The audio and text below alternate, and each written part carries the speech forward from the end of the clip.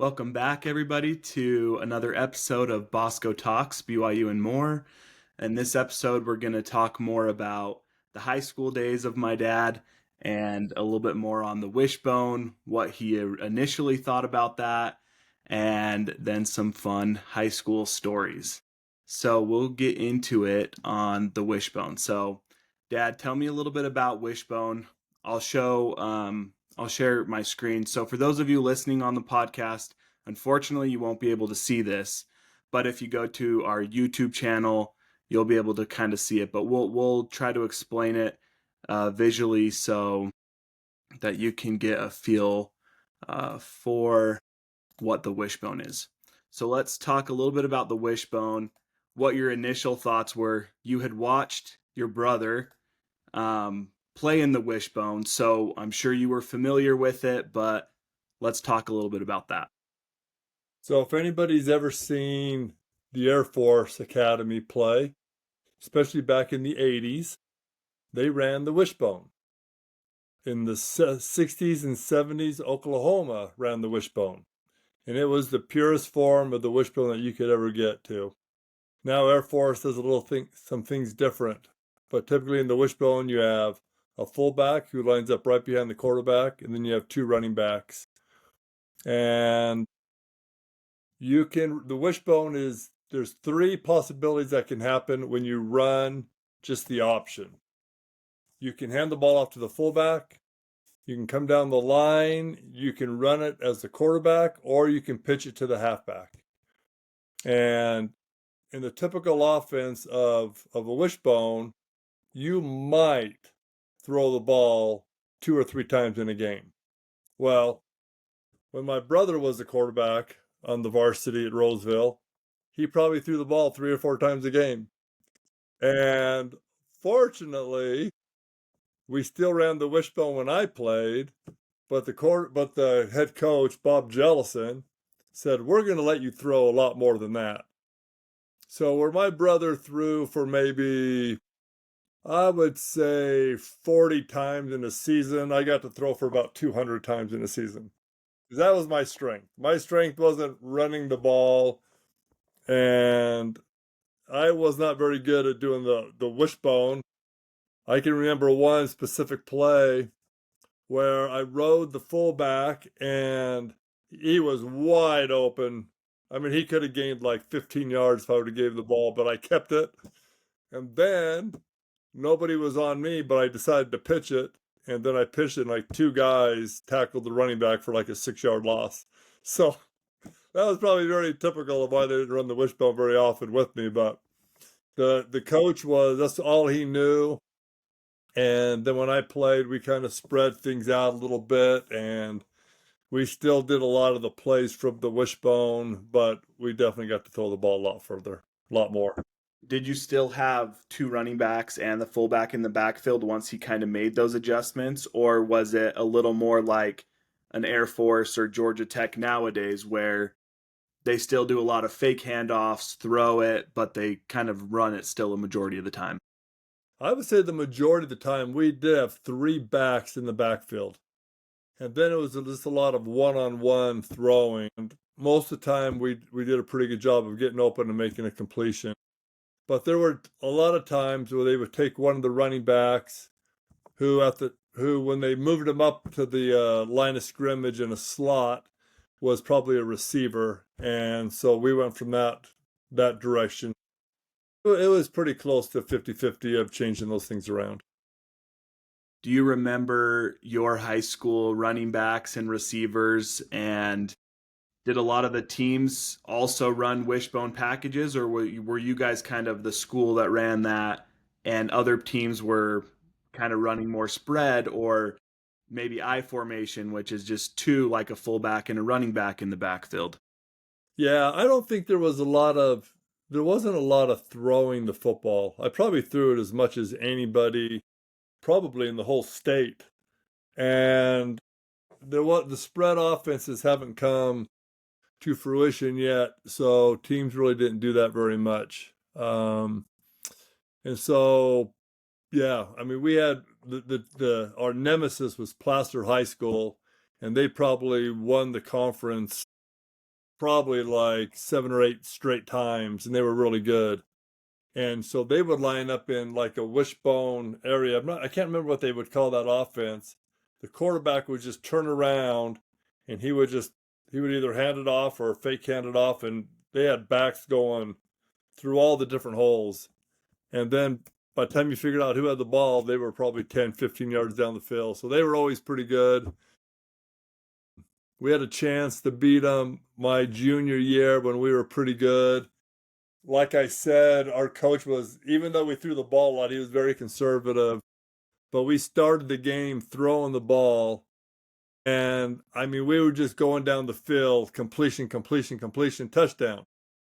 Same, we got the ball back. We're ahead 7-0. Same thing. We're just throwing the ball and completing balls, and we scored another touchdown.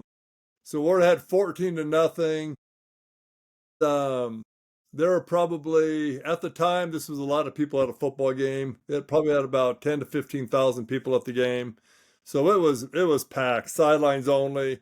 And then our coach got conservative, and we started running the ball. And anyways, they came back and ended up beating us. But it was a sad day because that definitely was the first time that we probably could have won the championship in the conference and gone probably deeper in the playoffs.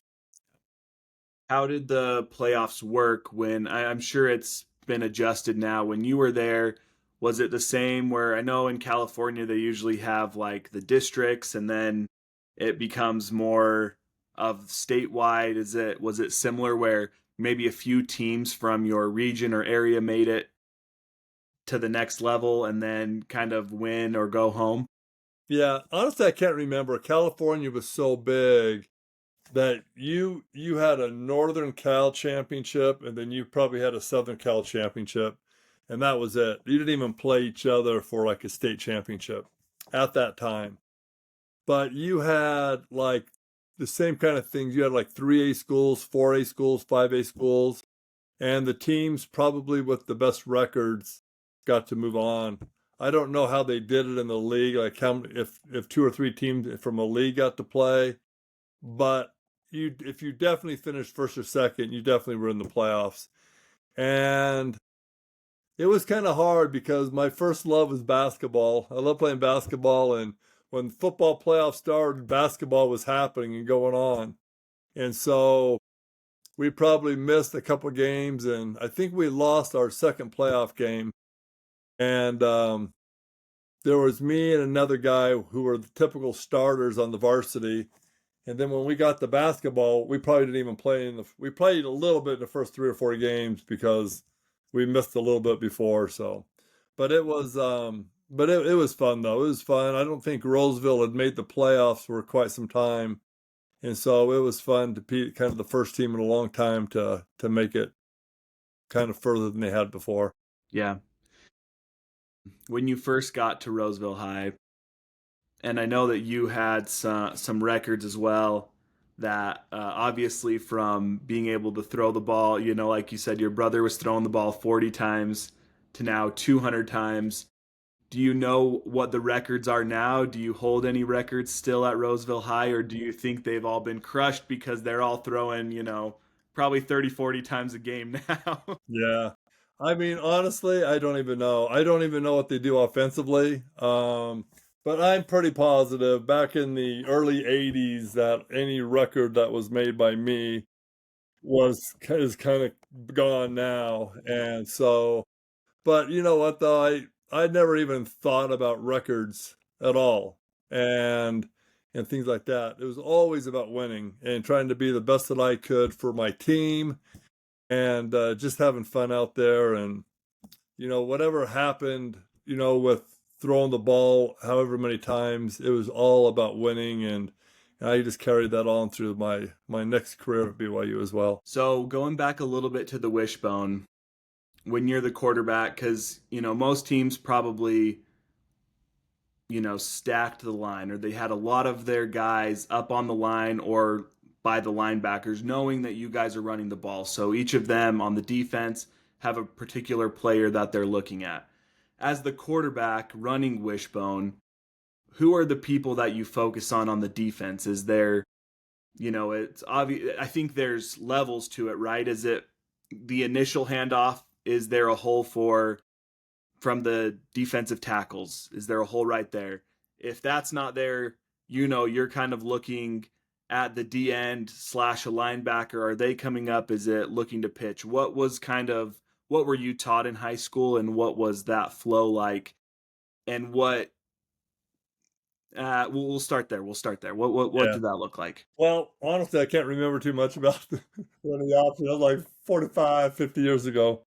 But we used to call it 34 option. So the 3 was the fullback and the 4 was the 4 hole. So starting from the center, which was the like the Zero. 0 hole right over the center, then you had the 2 hole, the 4 hole, 6 hole, and 8 hole was the wide. And then you had the odd numbers 1, 3, 5, 7 were to the left. And so you would take your first step and put the ball in the stomach of the fullback, and you would ride him and be looking at the tackle. So if our guard and tackle made the right block and kind of pushed out their tackle, then you would probably hand it off. And if not, you would come down the line and then you would read probably the end man on the line of scrimmage. If he attacked you, you would pitch it.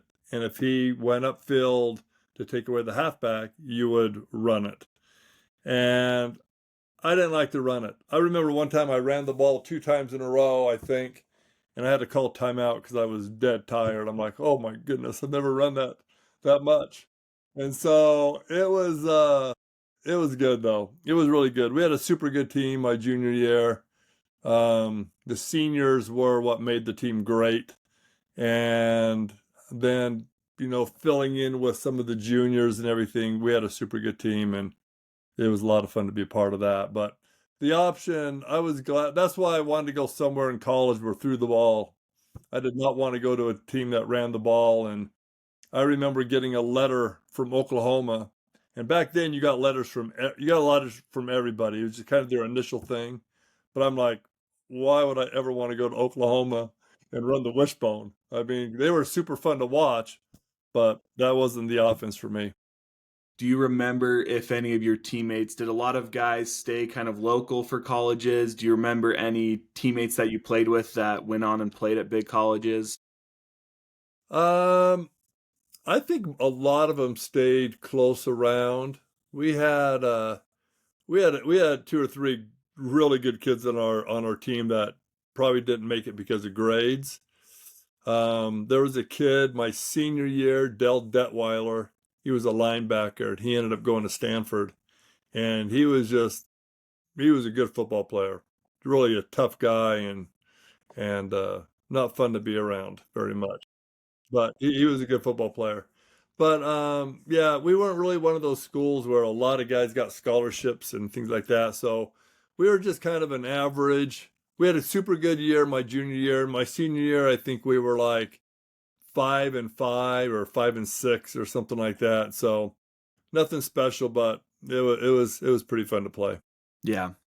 All right, one last football question, then we'll move on to some of the other sports because, like we've mentioned, like you've mentioned, a lot of those other sports were kind of ones that you preferred over football initially. But you've told us this story, so you'll have to remind me if it's correct or not. When you first got to Roseville as a freshman, they had you playing offense and defense. Is that right? You started to try and play safety. First play when you were on defense, I think you jammed a finger or something, and that was when you decided I'm not built for defense anymore. I'm just gonna focus on offense. Was it kind of everyone was playing offense and defense when you first came in, or were there kids that knew, hey, I want to play here or here? Yeah, so that was more me. That wasn't them putting me at offense and defense. But my mind kept going back. Before I played high school, I played a lot of flag football. So in flag football, your tackling is grabbing a flag. And back then, balls are just kind of floating in the air, and I was always a good enough athlete to go intercept and everything. So I'm thinking, what would be the difference playing in, tackle football? If they throw the ball up, I have a good chance of going to pick it off. So I kept bugging our coach. Come on, let me play free safety. I could play it. I could play it. And it was more about moving around and picking balls off, not tackling anybody. So we get into a scrimmage and coach says, "Okay, go play." And so first play of the scrimmage, right up the middle of the field comes our running back. No one's touched him. I'm like, "Oh, here we go."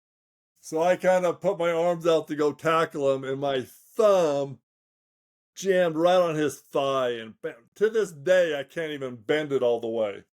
It's still jammed a little bit. And that's like 50 years ago. And so I actually missed my very first start as a senior. I mean, as a junior, because of that play. So after that, though, I told the coach, "Okay, I am never going to play defense again. Just keep me on offense." He goes, "That's what we thought." And so it was really all me. And there were a few guys that went both ways, but usually we had enough players that they were just single. Yeah, that's awesome. Okay, so in high school, obviously you played football, you played basketball, did you play baseball at Roseville High? I know you played growing up, but were you able to play that or did you play golf? So I played golf, but growing up, all like when I was on Little League and then when we made All Stars, we had a super good All Star team. And we were like one game from going back to Williamsport, Pennsylvania for the Little League World Series. And so a lot of those kids that I grew up with and played baseball.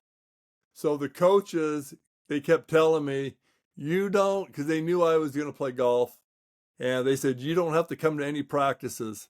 Just come and show up to the games and we will take you. You will play and all this stuff." So it was kind of intriguing a little bit, but I kind of thought it was just like too much to do.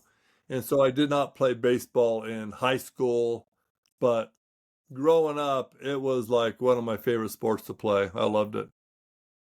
And so I played basketball and golf, like you said, and basketball was the most fun. And where I talked about in football as a freshman, there's no chance I wanted to play on varsity. As a sophomore, I didn't want to play on varsity. I just assumed play when I was a junior and be good. But for basketball, not only did I want to play on varsity, I should have been playing on varsity. My brother was a senior. Their team was horrible. My brother was by far their best player. One game, this is without the 3-point line, he had 52 points. So my brother could shoot like you can't believe. He was an amazing shooter. And I played in the summer with all these guys, with his team and other guys that wanted to play. And I know I was just as good as they were. But the coach, I don't know, he just never thought about it or didn't want to do it or whatever. So I think we would have been much better off anyways if I would have played, and probably another guy or two also. But then he retired, and then Paul Gonzalez came in and was our next basketball coach. And so as a sophomore, they put me up to varsity.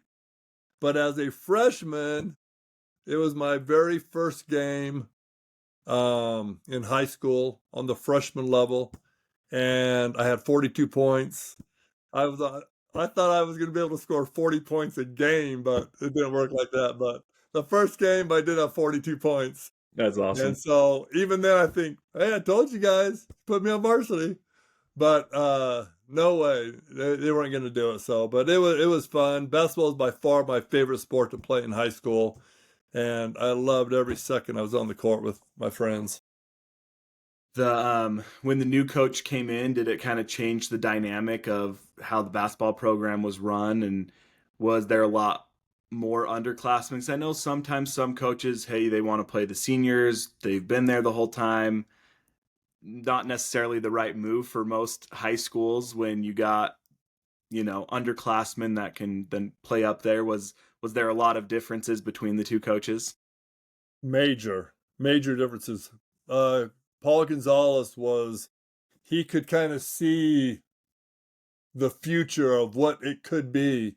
And if we could get these guys all on the same team now, we'll be in better shape.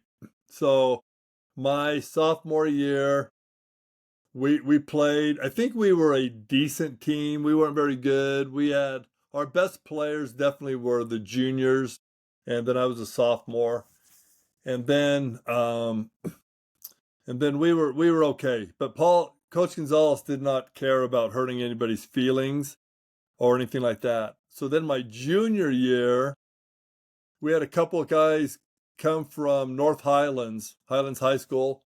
That's where my dad was a counselor. They came over to Roseville. So those two guys, Arthur Ashe and Kenny Scott.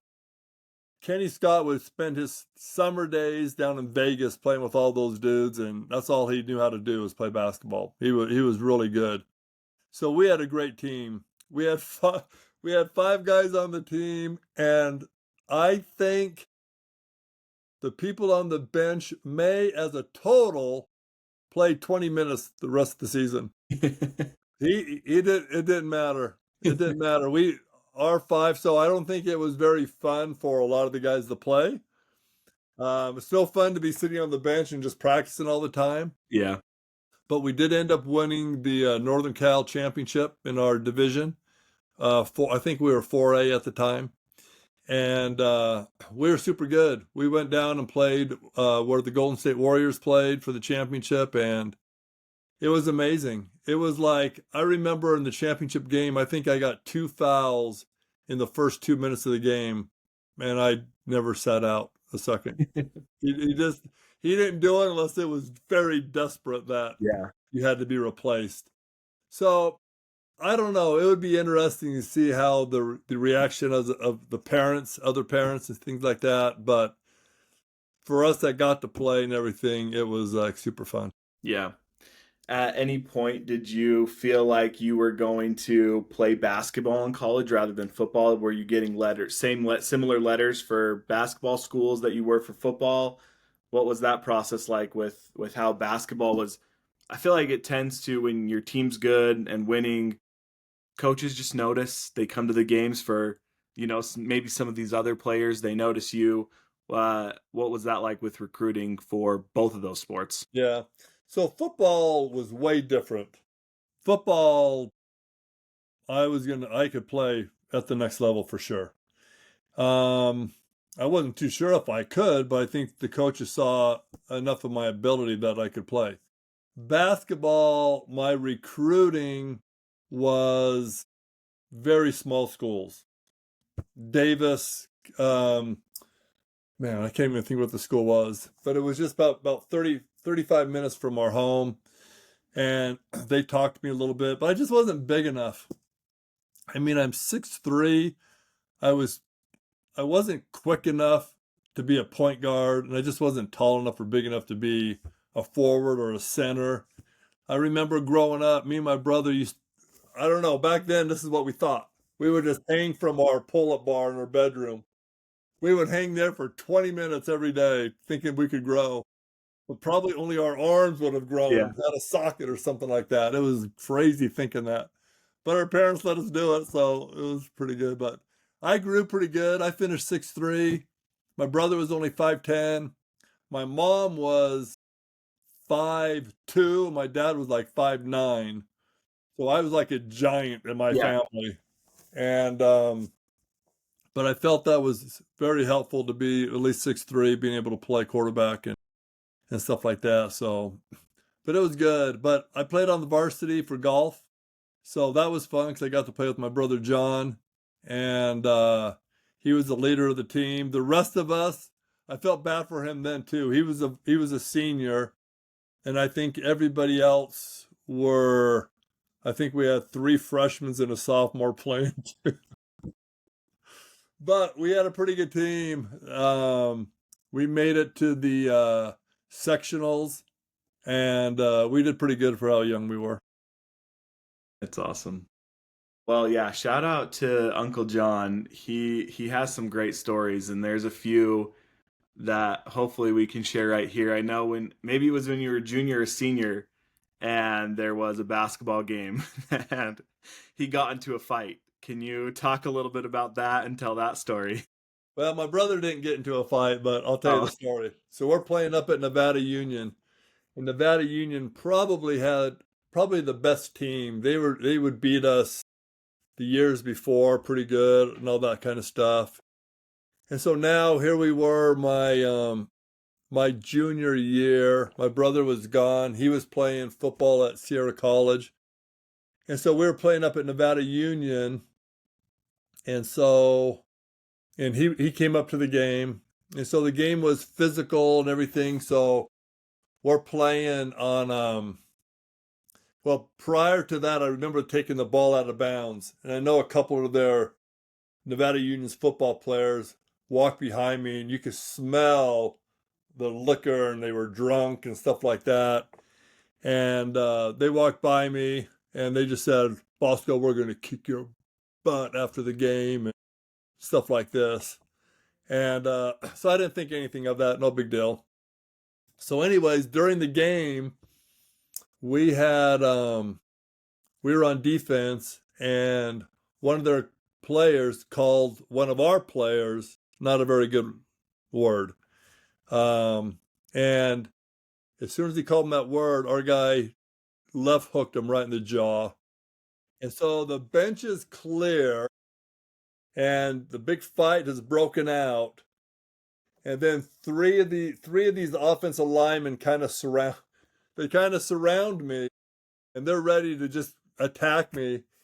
And then all of a sudden, at the top of the stands, I hear a ba boom, ba boom, ba boom, and here comes my brother. And he just got right in front of me, and he just said, "If you guys are gonna come, let's go." And then they just walked away. They didn't want anything of him, and That's amazing. but that was my brother. My brother was my biggest fan. He's 3 years older than me, and in high school, when I played in any game, he was there on the sidelines. When I was at BYU, he kept stats during practice and was there on the sidelines for my games. And he's always been my biggest supporter. And I owe him a lot because we played against each other every day out in the yard. And I would always go in there crying because he just made me tough. He just made me a tougher person and everything like that. But and I worked like crazy to be better than my brother. That's what I did. That was my goal, is when am I going to be better than John? And it took me a lot of years to get better than John. But he's always been my biggest supporter and my best friend, and so it's awesome to have him as my bro. It's interesting. I've talked about this with KJ Hall, Jaron Hall's older brother, because me and KJ were the oldest boys, and then there's, some of the younger brothers, and the younger brothers always tend to be better athletes, tougher, just because they had to go against you when you were kind of more mature or kind of more built out. So it's always fun to talk through stories like that um, with people. But another funny Uncle John story is we were out visiting in California. You know this story. Me and Wesley were in high school. Wesley's the middle boy in our family. And Uncle John's like, "Hey, we're gonna get up early. We're gonna go work out. I'm gonna put you guys uh through whatever." We're like, "All right, sure." The plan is to go at like 5 or something in the morning. Pretty early, but we're good for it. All of a sudden we hear the garage door open at 3 a.m. and he's like, "Hey, why aren't you guys up ready to go?" We're like, we should be sleeping for 2 more hours. What are you talking about?" But we I think we even went at 3. We might have even gone right then. So it was just fun. Uncle John was always there pushing us too, even though, we weren't his kids, but it was always fun. He always had strange sleeping habits. He went to bed super early in the morning because he had this job. One of his jobs was working at a gym. So they always liked my brother to do it because he would open, or they would never close. He had the worst hours. He was there like at 2 in the morning until whenever. So when he did that, it didn't surprise me. But I think you guys ended up going at 3 o'clock in the morning. Yeah, It's still it was working out. fun. It was a fun memory. Um, all right, well, we don't have any fan Q&As yet, so if you're listening, Go fill out. Right now, it's just on the Instagram page. There's a Google form. If you have any questions, go put them in there. But one last thing to go over, and it's kind of putting you on the spot a little bit, Dad. Do you remember any games or sports from your kids' time in high school? Were there any memorable games that you can remember off the top of your head? Or um, obviously, you went to a lot of tournaments for me when I played basketball in the summer. Are there any games that you can remember clearly or memories like that? Oh boy, that is on the spot. I think one of the big ones was, I think it was your junior year, and we were playing Temp View, and it was, oh, that anybody knows that rivalry. It's always a big game, and you were sick and everything. I don't know if it was the flu or whatever. We're like, oh, you got to be kidding me. But super late in the game, I remember Adam Finch was bringing the ball down the court for a semi-fast break, and you were trailing him. He got to about the free throw line, and he knew that you were behind him, so he turned around, flipped it back to you, and you made a game winner three, which was always really cool. And then Wesley, our second boy, there was multiple games, and Wesley has always been a good shooter. I mean, when he was in junior high, he could shoot like crazy and all that. So he would always be making threes, and he had a nice touch. But then Colin, the youngest, the baby of the family, and he still holds this to his heart. I think in one game he made 7 threes. And so he's like, at least I did this better than Dallin and Wesley. So There. that was pretty good though. And a lot of great memories, and a lot of fun with you boys. Well, it was always great because you pushed us to be our best. You were always there. I guess you never pushed us to be athletes, right? You never forced us to go to the gym to shoot whatever, but you told us, hey, if you want to do this, we'll go do this. So I remember going to the church gym all the time, just shooting threes, having competitions. Um, you obviously coming to with me to all my tournaments in Vegas, and realizing it now as a dad and working, like that's not always easy to be able to do that kind of stuff.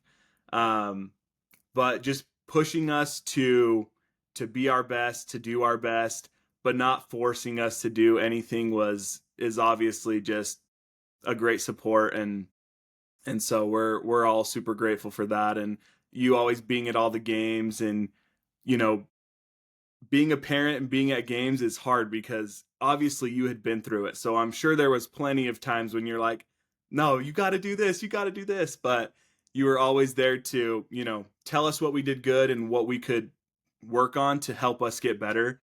And so we always appreciated that. And, in the moment, maybe we didn't, but now looking back, we all the kids, we can appreciate it. But thank you all for listening to this episode. Remember to go give a 5-star review, leave a review, go follow us on the social media channels, and we'll see you next time.